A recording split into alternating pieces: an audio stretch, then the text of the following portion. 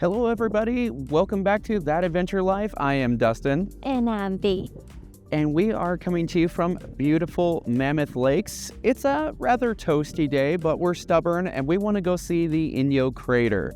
This is one of the most recently active eruptive centers in the Long Valley caldera. It's from maybe 500-600 years ago, so it's quite recent. And it's a very short hike. Well, I wouldn't say very short hike. It's 1.6 miles total round trip, and you get about maybe 300 feet gain in elevation. So it's a little steep, but it's short. And it's one of the easier hikes in Mammoth Lake.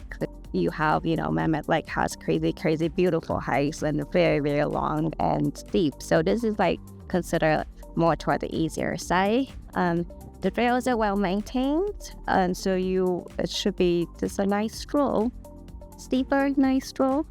So, but we're gonna head out. We're gonna show you what it looks like, and apparently these craters are beautiful. So we're excited. Yeah, and just a side note, actually, high clearance on the way to get here, not mandatory, helpful. It's just a little bumpy, and we were bringing the Explorer, and it was kind of a little bit of let's just go very slow and wheel it through there. So high clearance, wish we had the Jeep. Would have made it better. All right, let's do it.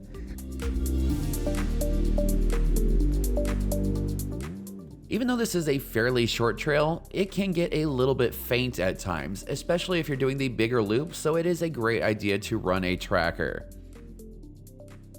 This is especially true if you're doing this trail in the winter and it is covered in snow. Along the way, you should see some blue markers on the trees, and this will show you that you are on the trail. Pretty much right out of the gate, you are going to begin climbing. And even though 300 feet of elevation gain is not all that much, if you're from lower elevations like we are, you are going to be huffing and puffing your way up. We are now right around 4/10 of a mile into the hike, and we've come to a junction. Making a left here will take us to a spot where we can look out over both craters. And there's also a shortcut here if you want to cut this hike down to just over a mile. Just know that continuing on to the full loop like we are going to in just a second is a little bit more strenuous, so if this is over your skill level, there is no shame in taking this shortcut.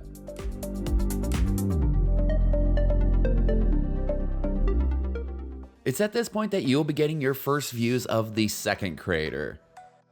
Viewing it from this side will have way less obstructions, and it's worth adding just a little bit of distance to the hike.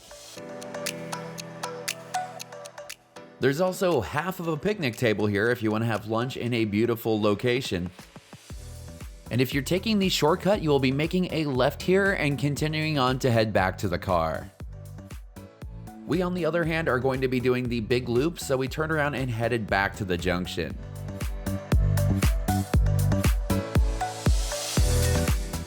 If you're going to be doing the full loop, there are a couple of things that you need to know. First, you're going to have to climb another big hill.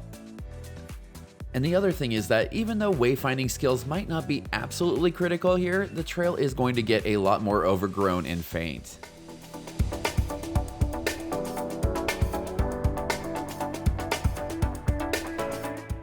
If you're doing this trail in the winter months, you're going to need to be really careful back here because there are a lot of parts where the trail is off camber and sloping down towards the crater. These craters are about 200 feet deep, so a fall here would probably not be a great idea. On the bright side, we really did enjoy doing the bigger loop. Not only was it really pretty back here, but it seemed like most people just went to the craters and then turned back, and we had this whole area to ourselves. Even though the unobstructed views of the craters from the other side were nice, it was kind of cool to see it from this angle with the trees adding a little bit of foreground.